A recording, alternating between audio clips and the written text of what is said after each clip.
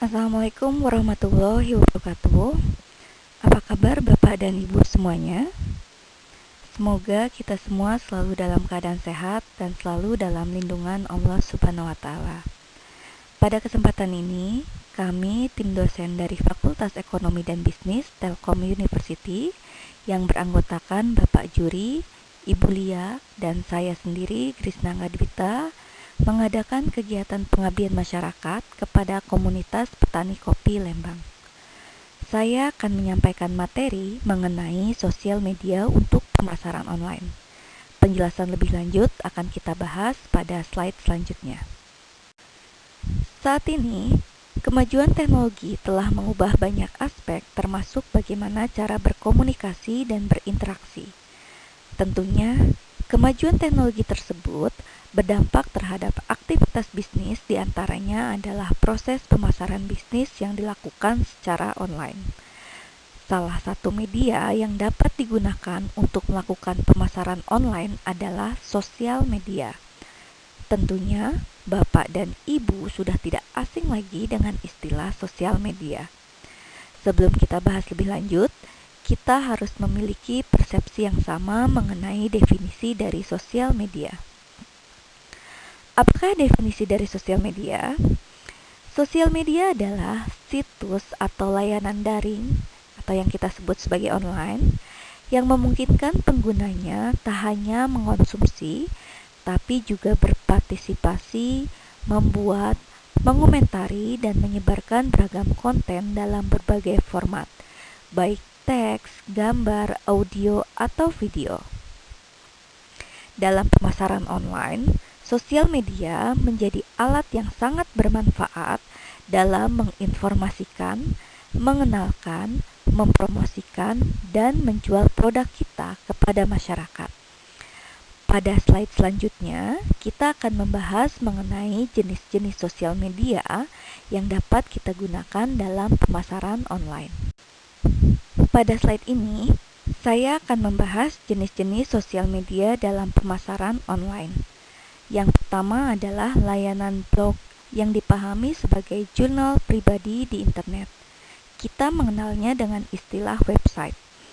Dalam blog tersebut, kita bisa menyediakan informasi mengenai profil usaha dan produk-produk usaha kita. Blog tersebut digunakan agar masyarakat bisa mengenal usaha kita dan produk yang ditawarkan. Informasi yang jelas dalam blog akan membantu masyarakat untuk memahami produk-produk kita. Dalam blog juga diupayakan terdapat interaksi dengan masyarakat. Pebisnis dapat mencantumkan layanan chatting atau kontak agar masyarakat dapat menghubungi dan menanyakan lebih lanjut jika mereka tertarik dengan produk yang ditawarkan. Beberapa platform yang dapat digunakan untuk membuat blog diantaranya WordPress, Blogger, dan lainnya. Kedua adalah jejaring sosial atau social network. Pada masa pandemi ini, social network menjadi jenis sosial media yang paling sering digunakan karena dalam layanan tersebut memungkinkan pebisnis berinteraksi secara langsung dengan masyarakat. Selain itu, dalam layanan tersebut, baik pebisnis maupun masyarakat dapat berbagi pesan, informasi, foto, atau video. Jika masyarakat tertarik dengan profil produk kita, masyarakat dapat terhubung dengan mengklik pertemanan dalam sosial network tersebut. Sehingga, jika terdapat update yang kita sampaikan dalam profil sosial network kita, secara otomatis masyarakat yang mengklik pertemanan akan menerima update-nya. Beberapa contoh dari sosial network diantaranya adalah Facebook dan LinkedIn. Selanjutnya adalah layanan blog mikro. Layanan ini sama dengan sosial network, namun informasi yang dapat kita sajikan dalam layanan blog mikro lebih ringkas. Contohnya adalah Twitter. Layanan berikutnya adalah layanan berbagi media atau media sharing. Layanan ini difokuskan untuk berbagi foto, audio, atau video. Contohnya adalah Instagram dan Flickr. Khusus Instagram saat ini menjadi media yang paling sering digunakan dalam pemasaran online karena dapat menampilkan foto produk sehingga masyarakat bisa memiliki gambaran nyata tentang produk yang ditawarkan. Kita juga dapat menambahkan spesifikasi mengenai produk dalam caption yang kita cantumkan di foto-foto tersebut. Layanan forum merupakan layanan klasik yang sering digunakan dalam layanan ini dan sudah dikenal sejak lama.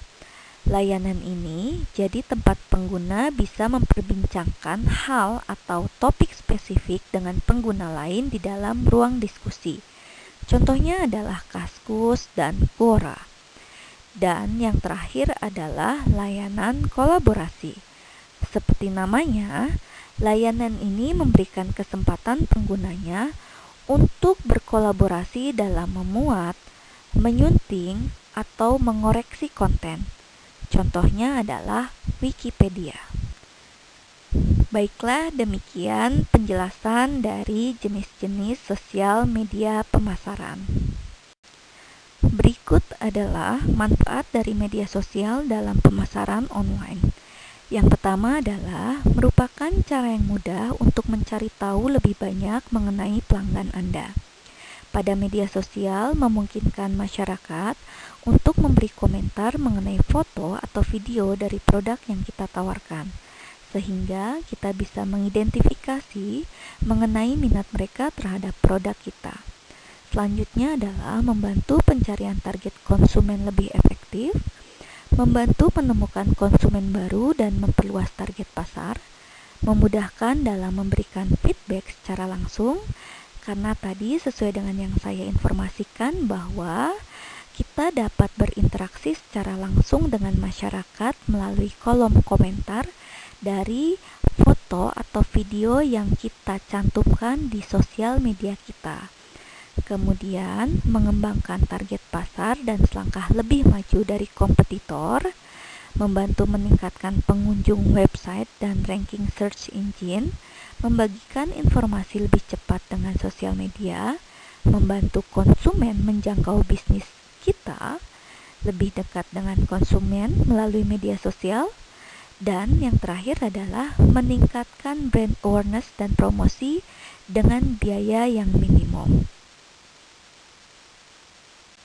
Berikut merupakan data yang saya ambil dari We Are Social mengenai 10 media sosial yang sering digunakan di Indonesia. Dapat kita lihat, media yang paling sering digunakan yang pertama adalah YouTube. Pada YouTube, kita dapat memvideokan produk kita dan menguploadnya. Semakin banyak masyarakat yang menonton video produk kita di YouTube, memungkinkan kita mendapatkan market yang lebih banyak. Media berikutnya adalah WhatsApp. WhatsApp merupakan media chatting yang dapat digunakan untuk melakukan obrolan secara langsung. Kita dapat terhubung dengan kontak kita yang memiliki aplikasi WhatsApp juga. Saat ini, para pelaku usaha juga dapat menampilkan foto produk dan informasi dalam status di WhatsApp yang bisa dibaca oleh semua orang dalam kontak handphone kita yang memiliki aplikasi WhatsApp. Berikutnya adalah ada Facebook, Instagram, Twitter, Line, FB Messenger, dan lainnya. Sehingga dapat disimpulkan bahwa kita dapat memilih alternatif beberapa sosial media yang dapat digunakan oleh kita untuk melakukan pemasaran online bisnis kita. Berikut merupakan beberapa contoh link Instagram dari para pelaku usaha kopi yang dapat diklik secara langsung. Jadi, Bapak dan Ibu dapat memanfaatkan Instagram untuk mengenalkan produk kopi Bapak dan Ibu. Bapak dan Ibu dapat memfoto produk kopinya, kemudian menguploadnya di Instagram. Usahakan foto yang disajikan harus menarik, sehingga masyarakat tertarik untuk melihatnya dan pada akhirnya membeli produknya. Dalam Instagram juga sajikan informasi mengenai harga produknya dan bagaimana cara pemesanannya. Untuk lebih menarik minat masyarakat, kita juga dapat menambahkan beberapa komentar positif konsumen terkait produk kita. ini dapat membantu meningkatkan kepercayaan konsumen terhadap produk kita. Berikut saya ambil contoh dari produk kopi dengan brand Kata.